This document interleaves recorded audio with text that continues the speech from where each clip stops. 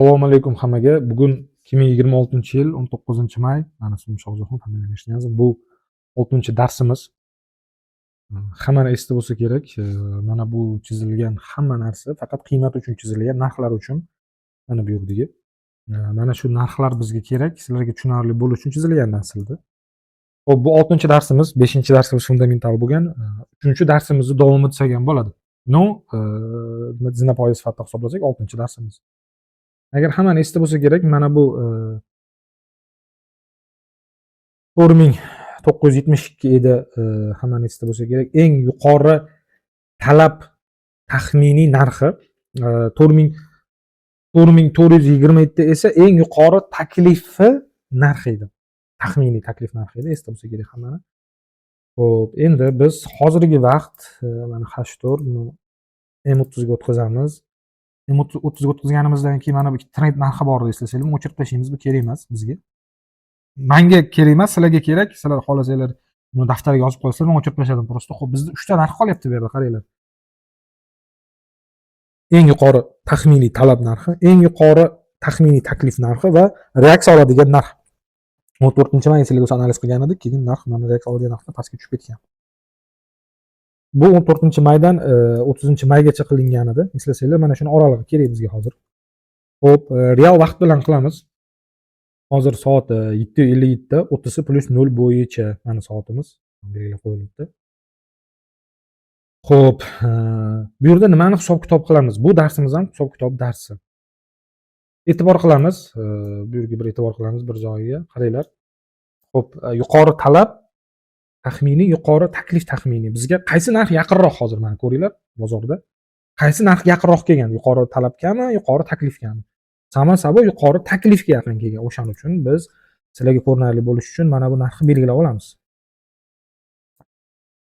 3x qilasizlar, 4x qilasizlar ko'rinsin. 4479 20. Verguldan keyin har xil 1-2 son o'zgarib qolishi mumkin. Unga e'tibor qilmaymiz hisob-kitobimizda. Hamma ham hisobli chunki. 4479 20 dan qaranglar, bu ya'ni действующий, ya'ni haqiqiy bozordagi haqiqatan mana shu yerga kelgan bozor. Taxminiy taklifimizga hali kelgani yo'q, yaqin kelgan lekin kelmagan. Bu qiymatga kelmagan, bu narxga kelmagan. O'shaning uchun biz nima qilamiz? Bundan ayiramiz. Taxminiy eng yuqori taklifimizni 4427 yu 02 ni ayirganimizda 52 dollar 18 sent chiqdi. 52 dollar 18 sent chiqdi. Eslab qolamiz. Buni o'chiramiz. Endi bizga bu kerak emas, buni o'chirib tashlaymiz, chalkashmasliginglar uchun. Xo'p, 1 dollar 18 sent chiqdi. Ayirganimizda mana 52 dollar 18 sent. Xo'p, biz mana buni o'chirib tashladik, belgilagan narximizni. Endi bizga nima kerak? Bizga real narx kerak. E'tibor qilinglar. 4554 hozirgi vaqtda, adashmayotgan bo'lsam, 4554 50 da olaman misol uchun. Hozir 58-60 atrofida aylanyapti. Xo'p. Bunga qo'shaman 52 yu 18 ni. 4606.68 chiqdi, e'tibor qilinglar. 4606.68 chiqdi. Xo'p, 4606.68 ni topib olamiz endi. 606.68 76 ga qo'ydim, mayli. 5-10 sent, mikrosent to'g'ri tushunasizlar. Mikrosent to'g'ri tushunamiz. 4x qildim. Endi e'tibor qilinglar. 4554.50 dan 4554.550 keyin shunaqa aytiladi. Xo'p, bundan ayiramiz 52 yu 18 ni. 4502.32 chiqdi. 4502.32 4502.32 502 mana. 503 mana. 4x qilib olamiz. Mana qaranglar. Xo'p, 4606 yu 4502. Endi biz nima qilamiz bu narxga? 4606 yu 65 dan ayiramiz 4502 yu 38 ni. Men belgilaganim uchun shu narxlarni ayiryapman. Plus minus sent qo'shilishi mumkin. Ham uchun aytib qo'yayapman. 104.27 chiqdi.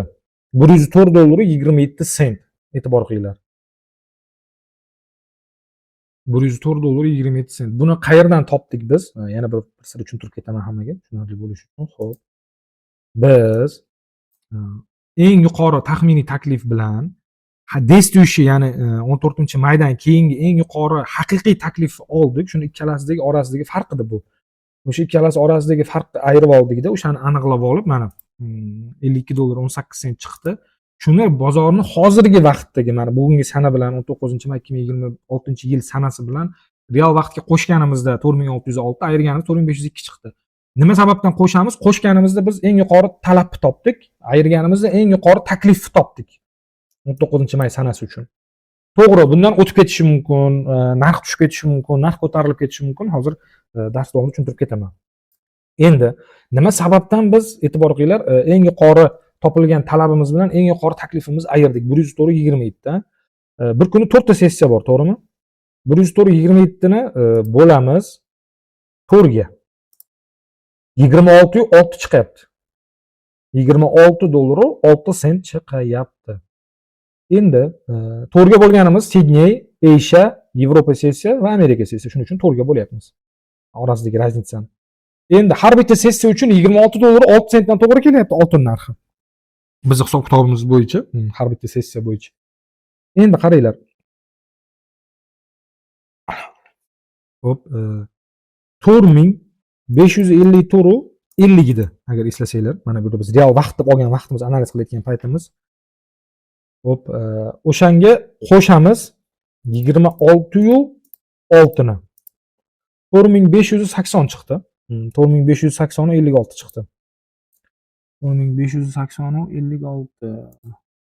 Hop, men 580.09 qildim. Endi o'zingizlar to'g'rilab olasizlar uni. Hop, 4x. Endi 4580.56 chiqdi. Real narximiz eslasanglar, analiz payti hozirgi 4554.5 edi, 50 edi. Bundan endi ayiramiz 26.06 ni. 4528.44 chiqdi. 4528.44. 528.44. Mana endi 28imiz. 28 mana. 4x qilayman sizlarga ko'rinarli bo'lsin. Xo'p, bilasizlar, hammanglar bozor o'rganayotgan davringlarda esinglarda bo'lsa, kanal, bir nimalar chizansizlar-ku, уровеньdan, сопротивление bir nima balobatlarlar. Xo'p, men soddaroq tushuntiryapman sizlarga. Bu hisob kitob bizga hozir nimani beryapti, qaranglar. Vertikal liniyani shundan olayman. Xo'p, 19-may soat 12:00 qani. Buni sariq qilaylik. 5x qilaylik. Mana. Bugungi kundan buyog'i real vaqt bilan analiz qilyapmiz bozorda. Xo'p, lekin biz oldik mana 14-may, 14-maydan 30-maygacha. Bizga hozir bugungi kun kerak. Hozir real vaqt bo'lgani uchun mana bu vertikal liniyani qo'ydim. Aslida bu ham kerak emas. Sizlarga tushunarli bo'lishi uchun xo'p qo'ydim. Sessiya boshlandi, bozor boshlandi. Narx 4580 eng yuqori talabdan eng yuqori taklifgacha tushgan. E'tibor qilinglar. Sessiyalar ichidagi eng yuqori talab bilan sessiyalar ichidagi eng yuqori taklifgacha tushgan. Ozgina 1 sent yetmay qoldi. $2 yetmay qoldi, ozgina emas, uzr. $2 yetmasdan qiymat yana yuqori talabga qarab ketgan va yana narx hozircha ko'tarilib tushib turibdi.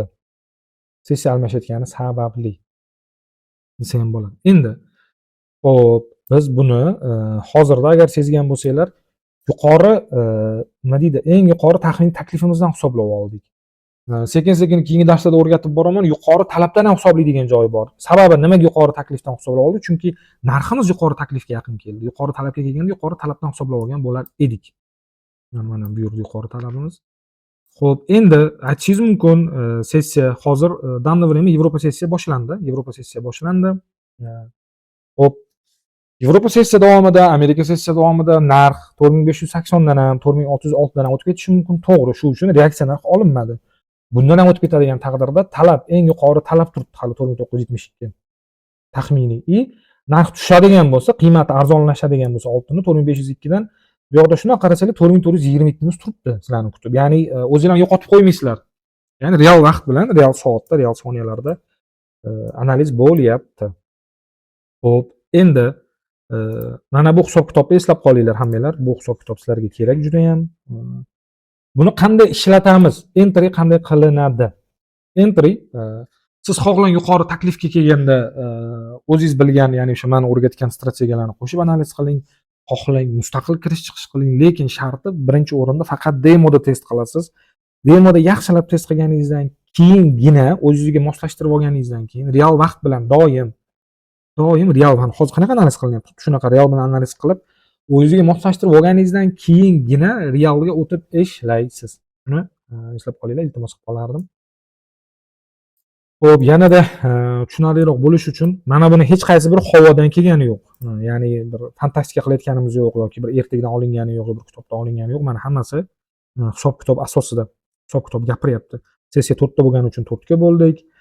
Chiqqan sonni real songa qo'shdik. Yuqori talabini topib olgani sessiyani ichidagi undan ayirdik. Sessiyani ichidagi yuqori taklifini topib olgan. Biz aniqlaganimiz shu bo'ldi hozircha. Sessiyani ichidagi yuqori talabimiz 4580, yuqori taklifimiz 4528 bo'ldi. Kunlik davomida hisoblaydigan bo'lsak 4502 yuqori taklifimiz, yuqori talabimiz 4606 bo'lib turibdi. Kunlik ichida. Xo'p, bundan o'tadigan bo'lsa yana hisob-kitob qilamiz. Bu yerda hali reaksiya olgan narximiz bor. Yuqori taklif narximiz bor, yuqori talab narximiz bor. Agar so'zlarim qaysi biridir sizlarga begona bo'lishi mumkin, juda ko'pchilik ichdan chizmachilik boshqadan o'tgansizlar, mendan o'rgangani. Qayta-qayta eshitinglar, qayta-qayta mantiq ishlatinglar. Har doim logika mantiq bo'lishi kerak. Mana shu ro'zda ham mantiq bor-da, misol uchun. Даже analiz qilganimizda reaksiya oladigan narximizda ham mantiq bor, agar eslasanglar, mana bu yerda. Hozir yopiq qayta analiz qildim. Qiymat tushib boryapti, shuning uchun analiz qilindi tushgan qiymatdan. Mana bugun bozor ochilyapti. Bozor ochilganidan keyin yuqori talabdan, biz aniqlagan yuqori talabdan qiymat tushgan. Sessiya ichidagi yuqori talabdan to'g'rirog'i, sessiya ichidagi yuqori talabdan qiymat tushgan. Sessiya ichidagi yuqori taklifga $2 razницasi bilan narx qaytib yana hozir tushyapti narx. Bunday olsak, ko'tarilishi mumkin, tushishi mumkin. Bizda hammasi po faktu bor. Ya'ni siz yo'qotib qo'ymasligingiz kerak bozorda o'zingizni. Ya'ni narx ko'tarilib ketsa ham, narx tushib ketsa ham sizda hisob-kitob bo'lishi kerak doim. Hammaga tushuntira oldim degan umiddaman. Bu 6-darsimiz. Hammaga xayrli bo'lsin. Hammanglarga omad tilayman. Savdo jarayonida hisob-kitobda WFX trade ishlatganinglar yaxshi. Bu majburiy emas, hamma xohlagan broker ishlatish mumkin. Chunki nimaga? Men o'zim brokerim bo'lganiga birinchi o'rin, ikkinchi o'rin bu hisob-kitobga to'g'ri bizda. Chunki biz primoy abuk bo'lganimizga primoy birjadan olinadi hamma narsa. Shu uchun. Birinchi yaxshilab demoda ishlab oling. Demoda o'zingizga o'yning bo'lganingizdan keyingina realga o'tib savdo qiling. Bu strategiya, bu analizlar bilan. Esingizdan chiqarmanglar, savdo bu katta yo'qotish xavfiga olib kelishi mumkin. Savdo jarayonidan o'rganaveringlar. Shunaqa. Men nimani bilsam, shuni o'rgatib boraman sekin-sekin. Hammanglarga. Shunaqa. Hammaga omad, hammaga xayr.